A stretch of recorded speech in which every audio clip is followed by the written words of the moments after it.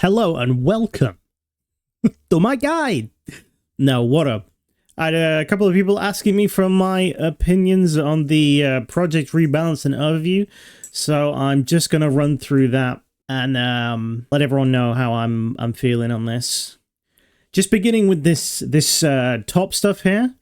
I'm not a big skiller. Obviously, you know, I've had to skill to get to max, so some of these things I don't really feel like I'm knowledgeable enough to comment on like what XP rate should be for agility courses, but there are some things I am knowledgeable on.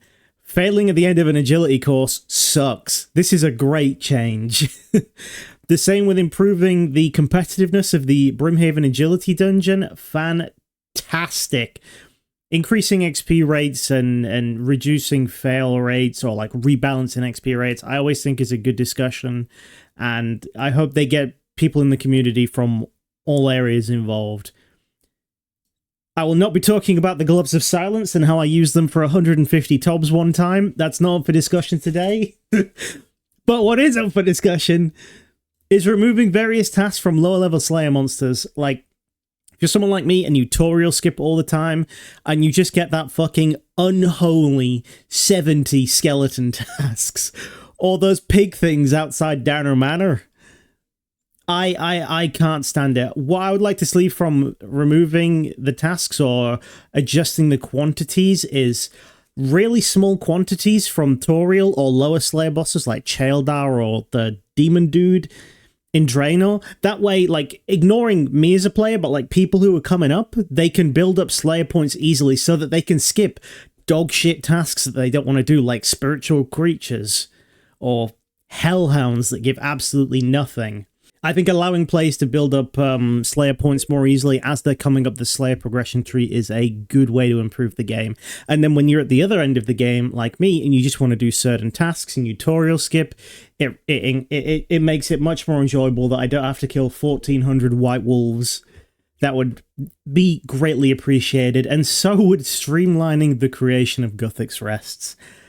I have tried this before. I thought I could just, you know, put some hot water in. No, you have to heat the fucking bowl of water. Why can't I just make the tea and then, like, cook it on, you know, the stove? You can't do that. I'd like to see that changed. Reworking all these things here. I don't know anything about them, so I'm not going to talk about them. Same with barbarian potions. Never used one, never will. But overall, I think these are some great things that I'm glad they're looking into, because agility is my favorite skill. That may be insane to say. I love the Sepulture. I don't like the rooftop courses, but of course I have to do them for staminas, so rebalancing those and where you fail will be great for the game, I think, overall. Moving on to mining, they're talking about positioning Motherlode Mine as a low-intensity method with some ore output.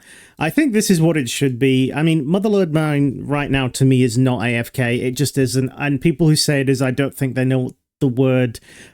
the fucking acronym away from keyboard means. Redwoods are AFK, NMZ is AFK, and to some extent, Anglerfish are AFK. Motherlode Mine is not AFK, in my opinion. So if they want to go that route, they have my full support. When I say AFK, I mean, don't touch the game for 30 seconds. That's AFK. But what they mean by low intensity method, I don't know. We'll see on that. This one I disagree with. The Volcanic Mine's approachability. I think right now Volcanic Mine is very easy to get into. The daunting part as a RuneScape player is that you have to talk to individuals. There is like 3 roles at Motherlode Mine, and you watch a video on it, a 5-minute video, or go to the Discord, and it's really not that hard to get. But the hard part is, as a RuneScape player, is interacting with others, so I hope that's what they're talking about when they say approachability. Like, how would I word this? Like an easier way to communicate with your team what actually needs to happen. Like maybe you bring a fucking horn in or something and you like click it to say like, oh, fucking B check's done, or like C check's good, or, you know, something like that would actually be pretty good. Blast Mine's viability. Blast Mine's actually pretty fucking good. For getting rune ore, it's definitely not the best, but I've done a fair amount of Blast Mine, and I did not enjoy it.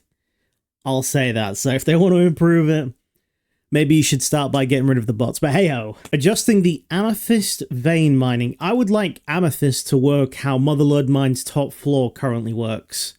It shouldn't be 1 rock per vein. It should work like, you know, you have 30 seconds on the vein or a minute on the vein, and you get X amount of amethyst. Like, you know, it works that way. I prefer it works that way, and I would also prefer that they adjust the amount of darts and arrows you get from amethyst. Because why do I get 7 or 8 darts, but from a bar I get 15?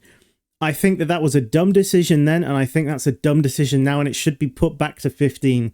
Initially, you can say you did it to save the prices of rune darts and dragon darts, but then rune darts automatically died, and TOA started shitting out dragon darts. So if you could please revert that to 15 like the rest of the game, that would be fantastic, because Iron Man, I really don't like how slow it is. It seems like it's extremely slow to get arrows and darts. Or give me a way to speed up.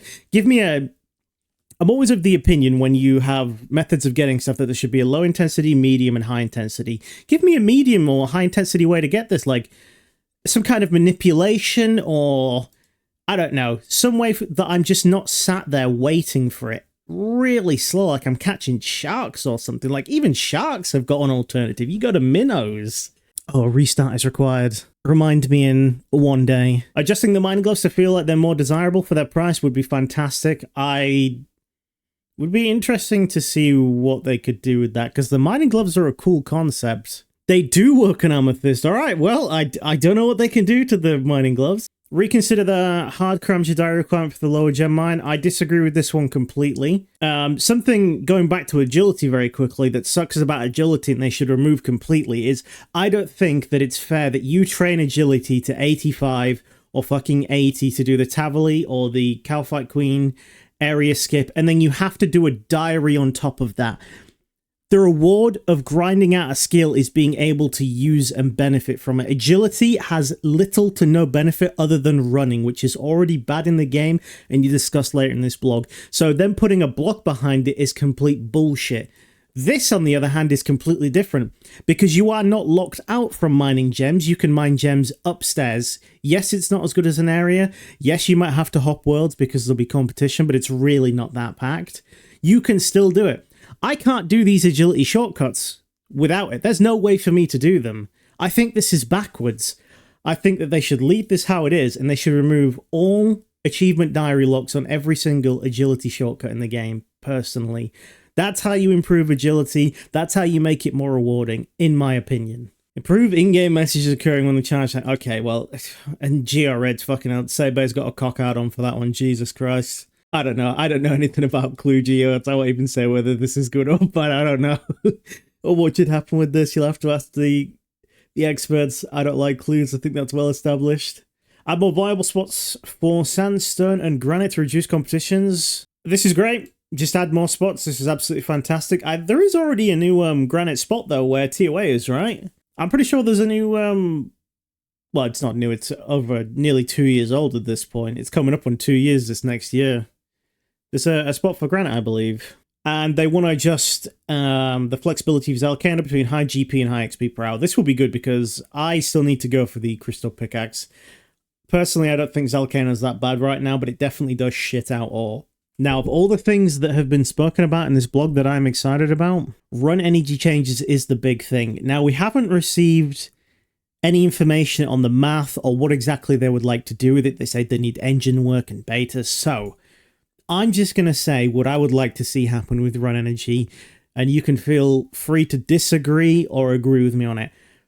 I think that run energy is the worst system in the game, personally. Agility doesn't scale enough to benefit to help benefit how long your run energy lasts. And then on top of that, it doesn't last long enough when you have a bunch of gear on you or a bunch of supplies in your inventory. And I think stamina potions are just bad game design for the... Honestly, I don't like stamina potions. And because we don't have anything to go off of what they're going to do as well with how they intend to change run drain or regen, I'll just say basically something that I would like to be added to the game, and I think it would benefit every single player, new players, old players, everyone. I don't think run energy should drain when you are not in combat. Why does run energy drain when you're just running around the world? That doesn't make any sense to me. I don't think it should, and I hope that people playing leagues will see how enjoyable it is to be able to run everywhere, especially if you're a new player. Like, do you know how boring it is? And I know that RuneScape's a slow game and I'm not trying to speed it up, but do you know how boring it is walking everywhere? You like it the first time to listen to the music, but once you've done it 10 times, dude, you just don't want to play the game. And I think that's where a lot of people walk away from this game if they're trying to get into it. It's just how slow the walking around is and getting to places before you can do teleports and whatnot. I would love to see that change. Not in combat, run energy does not go down. It wouldn't be hard to code into the game, and I can't think of an area where it would negatively affect the game. If you can do, please let me know, because right now I'm amiss to think of something that would this would damage. But hey ho.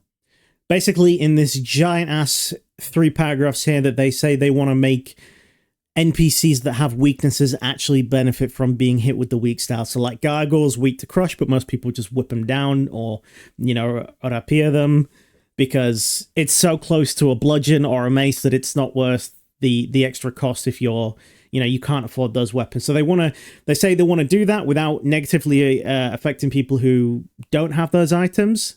Good changes. I hope they do it. And then they get onto the good stuff in this paragraph. Who remembers when they were talking about the range redesign of the blowpipe and they spoke about adding range style weaknesses? I do, and I can't wait. They're talking about adding a heavy, a standard, and a light armor roll for NPCs. So like heavy would be javelins and bolts, standard would be arrows, and light would be thrown weapons like knives and darts. So this would be like slash, stab, and crush on an enemy, but for range. This is so fucking cool. I love this. It's going to be a lot of work to redesign and a lot of work to test. And I imagine there'll be a ton of betas, but this is fantastic. This is how you could nerf, or not nerf, this is how you could control where things like the T-bow is good. The fucking blowpipe is good. You could make crossbows and ballistas great. Fantastic. And then they do the same, that they want to add elemental weaknesses. Absolutely fantastic. Like I say, that's a lot of work. Only concern I have as an Iron Man is javelins you don't get back, I believe, with the Arvas. So I know I limited myself, but please, please, please, if we do this, and I hope we do, can you make javelins work with the Arvas? Because, I mean, like, what, like fucking 2,000 javelins would be gone so quick. It would be crazy. So yeah, this is fantastic. Adding weakness styles for range and magic, I would love to see it. And maybe it'd bring life, like speaking for the elemental weaknesses, maybe it'd bring life back to the normal spell book. And they say that they want to buff the Tomes of Fire, so and the Tome of Water. This would be a great way to do it. I'm looking forward to seeing the NPCs that they could match to like air, smoke, water, ice, earth, shadow, fire, blood. It would be great to see. And I do need to get a heavy ballista if this comes into the game. This would breathe some fresh air into the metas, I think, personally. It would be great. So I hope they do that. Here they're talking about weapons that they would like to buff and why. Osmundton's Fang. Now, they talk about it later here, but I'm going to talk about it now. They just want to remove the double accuracy roll off the slash, but I personally think that they should remove slash completely. This weapon is already so good, it doesn't need to be a key that can fit all locks or can work on everything. It doesn't need to have slash, and I know what you're saying, or I can already hear that someone will say this, but why shouldn't it have slash when other weapons have different attack styles? Very true, but does the Elder Maul have multiple styles that it, you know, works with? No, it's just crush. What about the G-Maul or the bludgeon? Those only have crush, and fair enough, those weapons are quite weak, but that doesn't take away from the point that a weapon can have one style that it attacks with. I believe the Fang should also work like this, where it just has one style. It doesn't need to be slash, because right now, this weapon, I think from an Iron Man's perspective, ruins the progression of the game. You don't need to train Slayer, which, I mean, it's not bad that you break metas and you change them, but this is such a meta-defining weapon. I really do feel like it breaks going for the Scythe, the Blade, and the Inquisitor. And when they're talking about changing fucking NPC defenses here, why is there no discussion of increasing the usability of the Blade of Saeldor, the Inquisitor's Mace, or the Rapier? I know you want to nerf the Fang and you want to buff the Scythe, but why aren't these weapons being increased in viability? Because right now, I mean, they're really not that good. What is it? Maybe +1 or +2 damage over a whip? Oh, sorry, a tent whip. I would like to see these weapons get an accuracy increase, personally. Maybe the same as the Scythe, so +15 crush, +15 slash, +15 stab. I'd have to check the numbers on that about how much it would actually do for them, but I do feel like they need some love. Maybe give them a special attack. The Blade was going to have one. The Blade was meant to have a special attack, and it never did. I've always thought that the Dragon Warhammer shouldn't have existed, and the Elder Maul should have had the Dragon Warhammer special attack. But that's neither here nor there at this point. Now we move on to a contentious point for me personally. They are talking about nerfing the Voidwaker. I think this is wrong. I don't think the Voidwaker is overpowered. I'm just going to throw out some numbers for you here, right? So you're in Max Missouri's, Venator Ring, or Full Torva and the Ultor's Ring. If it's got 0 defense and you can hit the 110 ruby, claws do 28 damage per second. The ZCB does 36.6 and the Voidwaker does 21.1.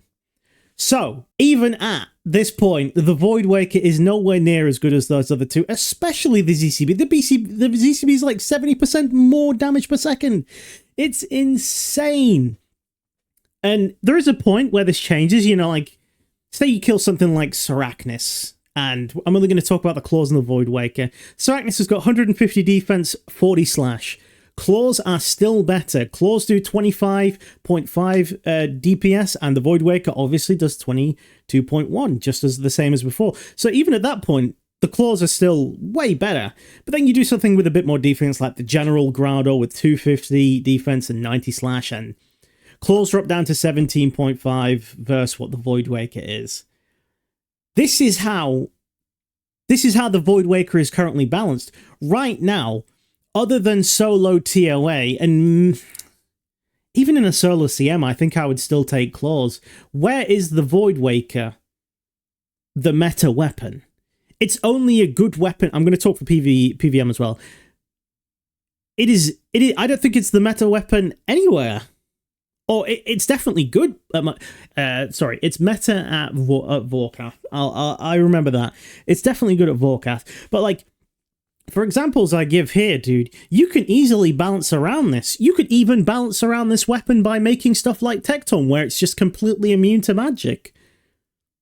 This weapon is not overpowered. It's just good. The only reason there are people who are thinking it's overpowered right now, or you Jagex think it's overpowered, is because the content you have been putting out is just so tanky that when you use this weapon, it feels great. And I don't think the approach you're taking right now is a good one, because the way you state it is that you're only nerfing the Voidwaker to make room for a new thing. So it's like you're saying, I'm going to take away this thing you already have to give you something else that's going to be the exact same thing. That's a poor way to look at balancing the game and the future of spec weapons. Balance the boss around the weapons. You can do that.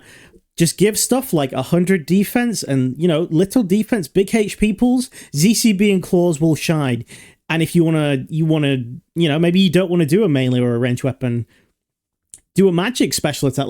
Give the volatile some love. The Voidwaker is not the problem. In PvP as well, I personally don't think it's a problem. But I'm no PvPer. I've spent a lot of time in the wilderness fighting against people that have tried to kill me with the Voidwaker. I think it's very easy to predict and pretty easy to bait out as well. So that's neither here nor there. And it's the same with the Ancient God Sword.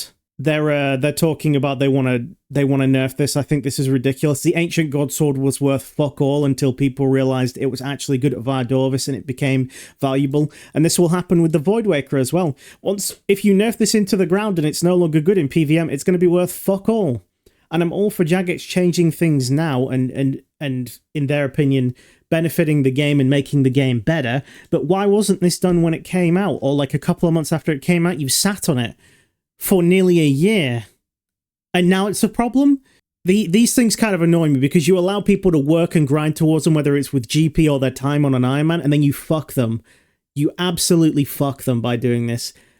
I have laid out with numbers why this is not the problem. I have shown you why I don't think this is a problem, and I hope that it isn't nerfed.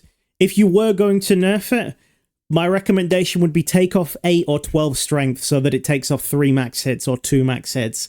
That way you take the DPS guaranteed down from a 22 to like 20. But I don't even think it needs that personally. But that would be how I would balance this weapon. There is nothing wrong with guaranteeing damage when you make things extremely tanky, and if you don't want guaranteed damage to be that good, you make things not extremely tanky and have massive HP pools, because the DPS of this special attack weapon doesn't go up or down based on how much defense it has or how much it doesn't, but the claws in ZCB do. Or whatever new spec weapon you want to add. You're telling me that you can't add a spec weapon that has more than 22.1 DPS when claws are already in the game that give 28 and a ZCB is already in the game that gives 36? I think you're way off the mark with that one, personally. And nuking defenses on NPCs is already a nerf to the Voidwaker. If you're going to reduce defenses across the board on NPCs, this is already a nerf on the Voidwaker.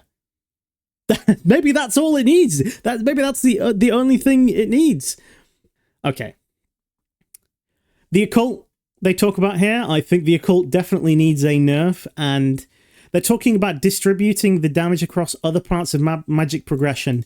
Here's what I would like. I don't know where you could put all of the damage. I'm just saying some of it. I would give Augury 2% damage. If we're going to nuke this, what is the Occult right now? The Occult is 10%. I'd make the Occult 2%, the same as Ancestral, and I would give Augury 2% magic damage, personally, and then you can, give Boots 2% or some other shit. You could figure it out. This is going to suck as well by reducing the damage of the Occult. You are going to increase the distance between the Shadow and the Sang and the Trident, which I think you need to consider before you do this, but I think that the Occult Necklace is in a much needed nerf. You should take it off the standard drop table from the little bosses as well and only have it from the big boss, if you asked me. It might be too late to recover the price, and it probably is, but it would definitely help in some way or another. They're talking about buffing the Tome of Fire and the Water Fire to go with the elemental weaknesses that we discussed earlier. I think this is good, but you need to add a way to get charges for these things that isn't just doing Winter Taunt or, Temporos. I wish there was other ways to do this, like fighting NPCs or something else that isn't doing a boring game. Like, you could do 200 mil Winter Taunt and run out of tome charges at Nightmare in a month.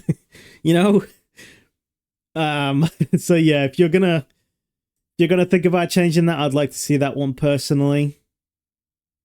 They talk about here adjusting the way that accuracy rolls. So right now you can hit a 0 and technically it'll be a max hit, and they want to change it so that when you hit, it's always a 1 to your max hit. I'm a bit concerned for this. They say that it'll help with the, like, when you're coming up in the game, where you're killing cows and you just constantly hit zeros. I need to do more math on this.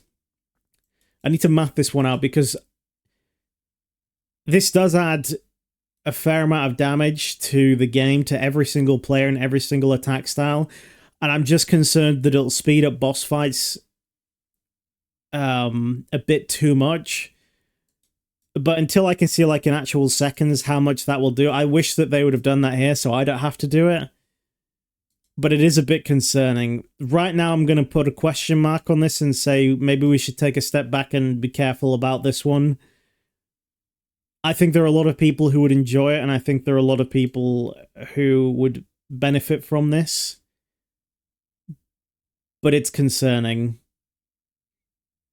Yeah, we'll come back to that one. The 10 HP community, God bless them, all three of them.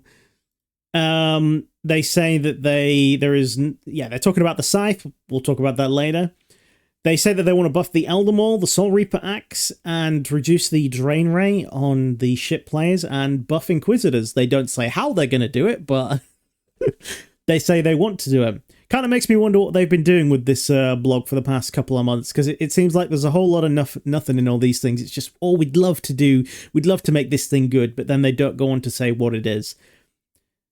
I've already said Elder Maul is dog shit. There are a lot of good ideas that are out there. Personally, I think the Elder Maul should be given the Fang's ability, but for Crush. I would love to see it have that ability, and I think it should have a special attack like the Dragon Warhammer. That's what I would personally like to see from it. The Elder Maul should be just as good as the Scythe, in my opinion. The Elder Maul is a mega rare. The Scythe is a mega rare. The Elder Maul takes longer to get than a Scythe. Why is it not reflected in its power, in its strength level? They're talking about creating use cases for it. How about we just make the weapon good? How about we just do that? And it's the same with Inquisitors. I would like that they turned Inquisitors into an accuracy armor for what strength is for Torva. Right now, it doesn't give enough. It just doesn't give enough. I'd like to see it maybe have 40, 50 accuracy for wearing the full set. Get rid of the little 5% bonus or whatever for wearing the set. Fuck the passive. Just give it a straight up big crush upgrade. Maybe you could give it an attachment where if you're wearing the full set, it's guaranteed to land your first damaging hit with any crush special attack. So like if you land a hit with a Warhammer, it always hits if you're in full Inquisitor. For only the first hit. Only the first hit. Any content you want. This would make Inquisitors very good. The Soul Reaper Axe just feels fucking clunky to use. I don't know how you balance that. Because the weapon itself has got some solid DPS. It's just fucking annoying to use. I'd maybe reduce the charge up time from 5 to 3 and make it so that it doesn't lose that charge when I swap weapons. But Soul Reaper Axe definitely in a strange place for me, and I'm not really sure how to fix it. Reducing the drain rate on fucking Pigeon Eye, I don't really care about, so I'm not going to talk about. I've already said my piece on the Osmunton's Fang. We'll see what they do with that. Oh, actually, one more thing on the Osmunton's Fang.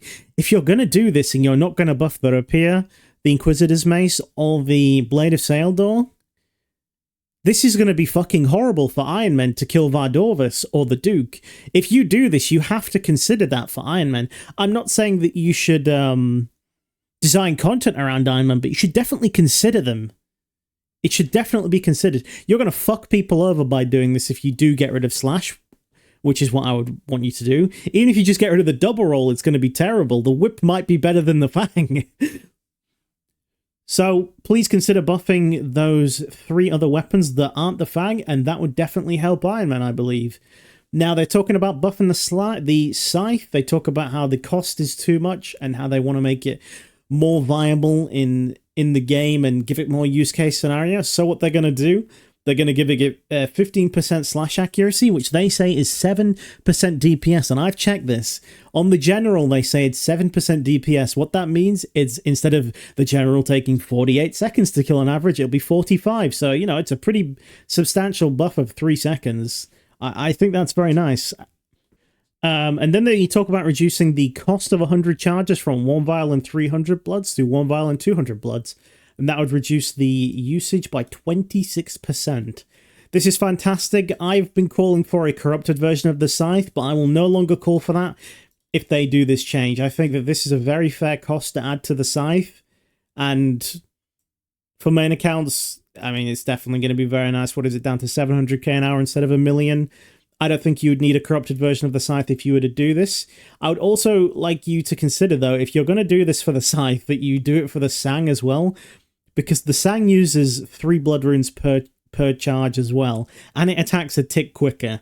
So it kind of fucking drinks the blood runes. So if you're going to nerf the occult, make magic slower, and then not nerf the amount of blood runes required for a Sang staff, you're going to fuck people off. And they don't even know it's coming, so I'd consider doing this for the Sang staff as well. They also talk about making it so that it doesn't consume a charge whenever you don't hit with the scythe. So you roll 3 zeros, it won't use a charge.